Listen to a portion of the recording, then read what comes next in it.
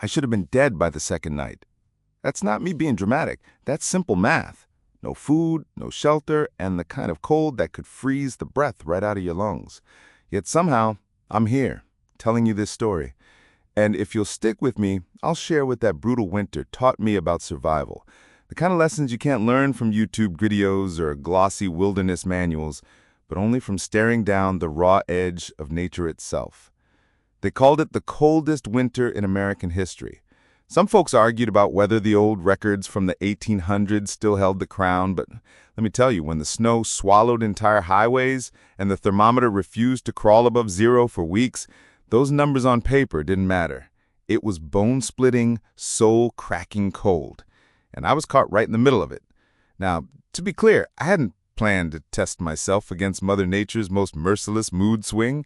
No, I was just driving home for the holidays, my little beat-up pickup loaded with gifts and groceries, when the storm decided to swallow the interstate whole. 1 minute, headlights bouncing along black pavement, the next, whiteout, chaos. It felt like driving straight into a blank page.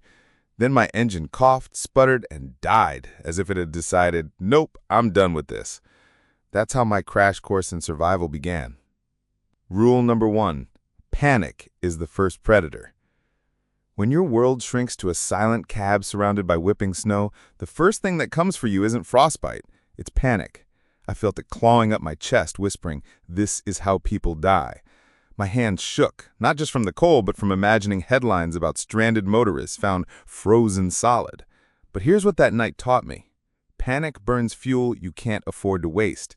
If survival is a game, the first rule is simple. Slow down your thinking. Instead of thrashing against fear, I forced myself to breathe. I took inventory. 1 dead truck, 1 half-full thermos of coffee, a couple of bags of groceries, and whatever warmth my winter coat could trap. Not much, but not nothing. Rule number 2, fire is your currency.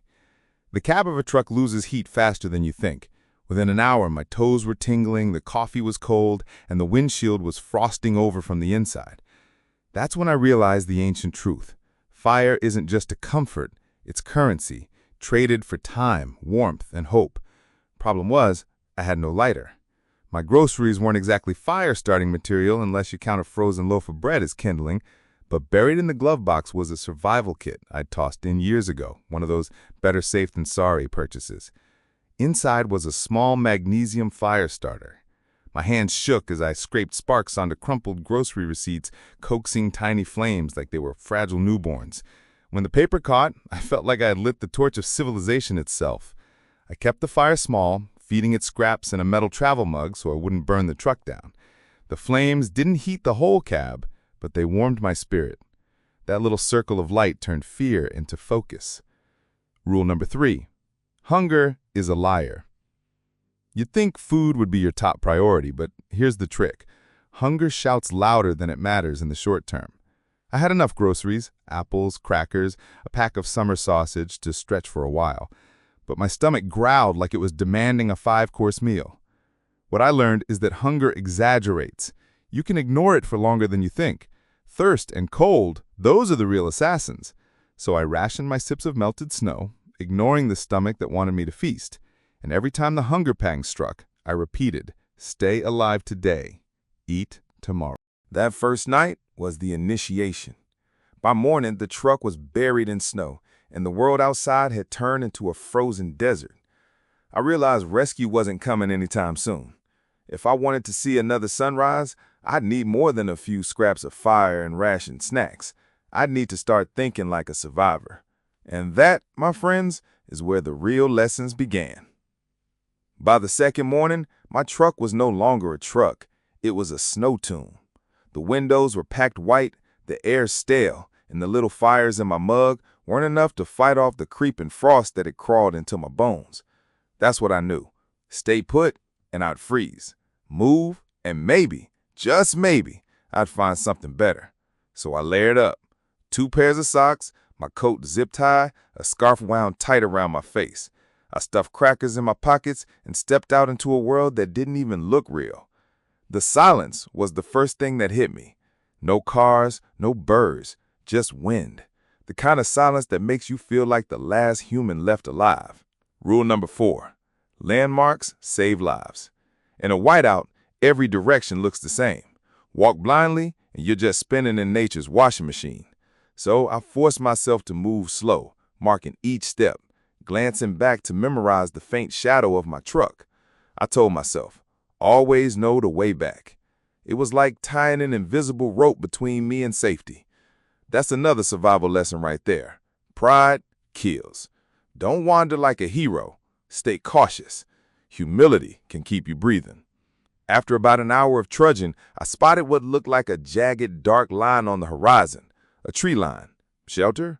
Civilization, maybe. I pushed on, every step like lifting concrete blocks. Rule number 5. Shelter is more valuable than food. When I finally stumbled into that stand of trees, I found no houses, no cabins, just snow-draped silence. But tucked between the trunks was a shallow hollow, half covered by fallen branches. To most folks, it will look like nothing. To me, it was a palace. I gathered branches, scraped snow into a crude wall, and made what survival manuals call a debris hut. It wasn't pretty, but it blocked the wind. And in that moment, I learned the truth. Calories fill your belly, but shelter saves your body. A warm stomach won't matter if your skin freezes. Inside that rough little hut, I lit another fire, this time bigger, feeding it with sticks and bark I stripped with numb hands. The flames caught, and the smoke curled upward like a victory flag. Rule number 6. Hope is not optional. Here's a secret they don't tell you in survival handbooks. Hope is as necessary as food and water. Without it, you quit. And if you quit, the code wins. Every time the fire sparked, every time I melted snow into drinkable water, every time I told myself just one more hour, I was feeding hope. That's what kept me from lying down in the snow and letting the silence take me. By the 3rd day, I was weak, thirsty, and moving slower than molasses in January.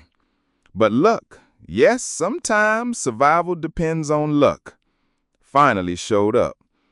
I heard it before I saw it, the low rumble of an engine, a snowplow, grinding its way through a back road half a mile from my little shelter. I stumbled toward it, arms waving, lungs burning. When the driver finally spotted me and hauled me into that heated cab, the shock of warmth was almost painful. I don't remember much after that, just drifting into sleep with the sound of the engine as my lullaby. The lessons that stayed with me. Now looking back, I realized the coldest winter in American history wasn't just about surviving a freak storm. It was about learning truths I carry everywhere now. Panic is your first and deadliest predator. Control it. Fire is more than warmth. It's life. Hunger is a distraction. Cold and thirst are killers. Landmarks keep you found. Shelter outranks food. And most of all, hope is your ultimate survival tool. That winter tried to kill me, but it also gave me a gift: perspective. Whenever life throws me problems that feel too big, I remind myself, I've stared down the kind of cold that can silence whole landscapes. I've built fire in a snow-buried world. I survived. And if I can survive that, I can survive just about anything.